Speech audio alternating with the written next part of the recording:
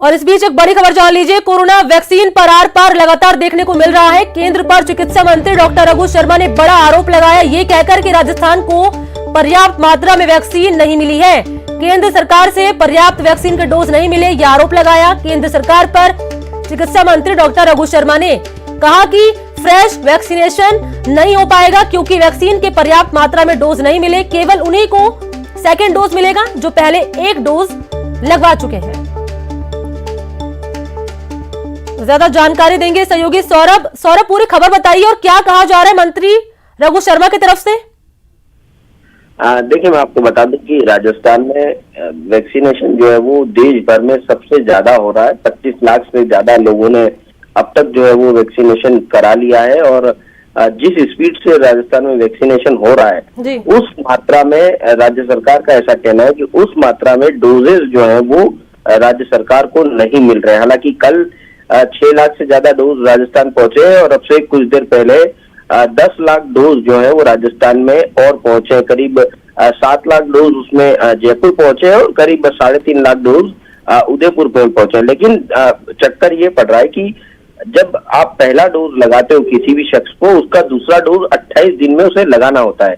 तो जो चिकित्सा मंत्री का कहना है कि पर्याप्त मात्रा में डोजेज नहीं है और जब पहला डोज जिनको लग चुका है उनको दूसरा डोज लगाना है, इस लिहाज से फ्रेश वैक्सीनेशन जो है वो नहीं हो पाएगा। जो जिनको दूसरा डोज लगना है उनको डोज लगातार जारी रहेंगे, लेकिन नए जो फ्रेश वैक्सीनेशन है वो नहीं हो पाएगा। तो चिंता इस बात की है कि जो सेकेंड डोज है वो भी सही समय पर लग जाए। इस लिहाज से संभवतः चिकित्सा मंत्री ने कहा है कि फ्रेश वैक्सीनेशन जो है वो नहीं हो पाएगा। हालांकि इस बीच में ही ये खबर आई है कि 10 लाख डोज जो है वो राजस्थान पहुंच चुके हैं। जी, बहुत शुक्रिया आपका सौरभ तमाम जानकारी के लिए। तो इस बीच वैक्सीन से जुड़ी एक और बड़ी खबर जान लीजिए। राजस्थान पहुंची कोरोना वैक्सीन, 10 लाख से ज्यादा डोज पहुंच चुकी है मरुधरा और 6,94,000 डोज जयपुर पहुंची, जिसमें 3,45,000 डोज उदयपुर पहुंची है। तो वैक्सीन से जुड़ी इस वक्त की बड़ी खबर आपको बता रहे हैं। 10 लाख से ज्यादा डोज मरुधरा पहुंची है, जिसमें बात की जाए अगर जयपुर की तो जयपुर में पहुंची है 6,94,000 डोज और अगर बात करें उदयपुर की तो यहां पहुंची 3,45,000 डोज वैक्सीन की।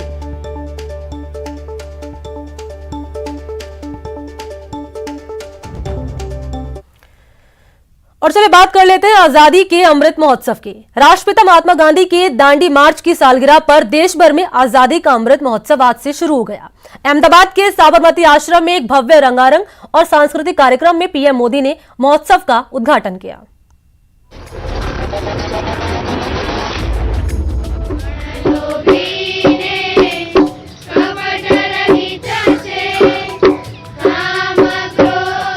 शुभारंभ करेंगे। गुजरात के अहमदाबाद में साबरमती आश्रम में आजादी के 75 साल के लिए 75 हफ्ते का जश्न शुरू हो गया। ये क्या आजादी माननीय राष्ट्रपिता महात्मा गांधी के नमक सत्याग्रह यानी दांडी मार्च के 91 साल पूरे होने के मौके पर पीएम मोदी ने इस जश्न की शुरुआत की। साथ ही अमृत महोत्सव की वेबसाइट को लॉन्च किया।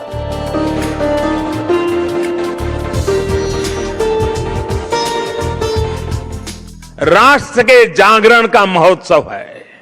ये महोत्सव सुराज्य के सपने को पूरा करने का महोत्सव है। ये महोत्सव वैश्विक शांति का विकास का महोत्सव है। साथियों, अमृत महोत्सव का शुभारंभ दांडी यात्रा के दिन हो रहा है। स्वतंत्रता, एकता, आजादी का अमृत महोत्सव 15 अगस्त 2022 तक चलने वाला है। इस दौरान देश के हर हिस्से में सांस्कृतिक और रंगारंग कार्यक्रमों के बीच देशभक्ति से ओतप्रोत करने वाले कार्यक्रम आयोजित किए जाएंगे।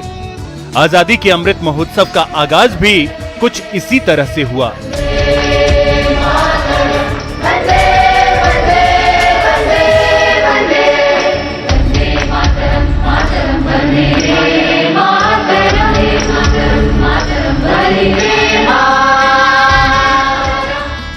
इस मौके पर पीएम मोदी ने राष्ट्रपिता महात्मा गांधी को याद किया और आत्मनिर्भर भारत के लिए राष्ट्रपिता महात्मा गांधी के प्रयासों का जिक्र किया। साथ ही स्वराज के सपने को अमृत महोत्सव का प्रतीक बताया। पीएम मोदी ने कहा कि हम बापू की कर्म स्थली पर इतिहास बनते देख रहे हैं। पीएम मोदी ने नमक के महत्व का जिक्र किया और कहा कि हमारे यहाँ नमक का मतलब ईमानदारी, विश्वास और वफादारी है।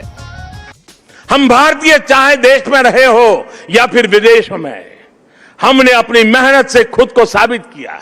ज्ञान विज्ञान से समृद्ध भारत आज मंगल से लेकर चंद्रमा तक अपनी छाप छोड़ रहा है। आज भारत की सेना का सामर्थ्य अपार है, तो आर्थिक रूप से भी हम तेजी से आगे बढ़ रहे हैं। आज भारत अभाव के अंधकार से बाहर निकलकर 130 करोड़ से अधिक आकांक्षाओं की पूर्ति के लिए आगे बढ़ रहा है। पीएम मोदी ने कहा कि पंडित नेहरू, बाबा साहेब अंबेडकर, मौलाना आजाद, सरदार पटेल के सपनों के भारत को बनाने के लिए हम आगे बढ़ रहे हैं। आजादी के महत्व के जरिए स्वतंत्रता सेनानियों के आजाद भारत की परिकल्पना को जन जन तक पहुंचाना है। आजादी का अमृत महोत्सव यानी नए विचारों का अमृत, नए संकल्पों का अमृत, आत्मनिर्भरता का अमृत। Bureau report, news 18 network. वहीं अमृत महोत्सव को लेकर सीएम गहलोत ने भी ट्वीट किया और अमृत महोत्सव को एक स्वागत योग्य कदम उन्होंने बताया। सीएम योगी गहलोत ने ट्वीट करके लिखा है कि आजादी की 75वीं वर्षगांठ मनाने के लिए किया जा रहा अमृत महोत्सव एक स्वागत योग्य कदम है। देश को आजादी बहुत संघर्ष और बलिदान से प्राप्त हुई है।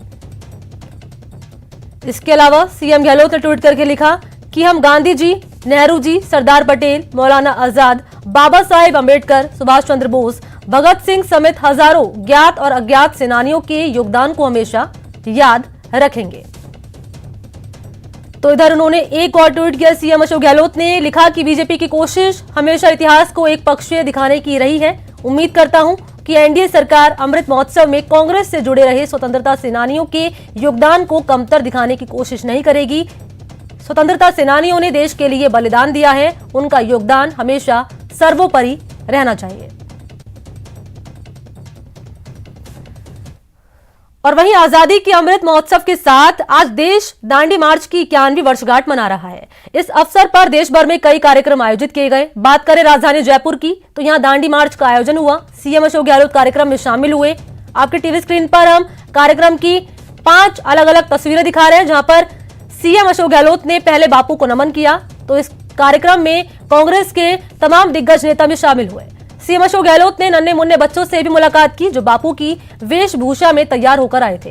सीएम ने दांडी रथ को भी रवाना किया और नेताओं के साथ मार्च भी किया। तो कार्यक्रम में सीएम अशोक गहलोत ने केंद्र पर कई मुद्दों को लेकर जमकर निशाना साधा। ये कहा कि आज लोकतंत्र खतरे में है।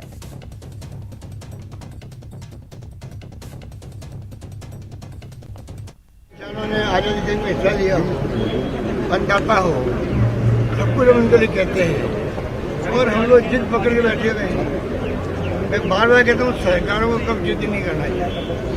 सरकारों को हमेशा नतमस्तक होना चाहिए जनता के सामने, जनता जनार्दन के सामने, जनता के सामने जिनका पैरों में हाथ लगाते हैं, आशीर्वाद मांगते हैं। उनके कोई गलती हो गई है, मान लीजिए, क्या फर्क पड़ने वाला है। एक बार आप वापस ले लीजिए कानून को और 4-6 महीने में आप बुला के बात कर लीजिए किसानों से भी, राज्य सरकारों से भी, विपक्षी पार्टियों से भी। नया कानून लेके आ जाइए, कुछ नहीं करना है, सिर्फ ये फैसले करने की बात है। किसानों में नहीं है, आम लोगों के अंदर भी है। इस सरकार ने क्यों इतना हद कर रखा है। सरकारें कभी भी जिद नहीं करती है, हद नहीं करती, पब्लिक कर सकती है। हमारा काम है संदेश करना, बनाना, उसको कन्विंस करना या कन्विंस होना। मैं समझता हूँ कि इस खेल के, इसकी पूरे जो बड़ा मुद्दा है, उसके अंदर 4 महीने से ठंड में बैठे रहे लोग, क्या बीती होगी, छोटे बच्चे थे। और चलिए यहाँ रुकते, छोटे से ब्रेक के लिए जल्द लौटते हैं।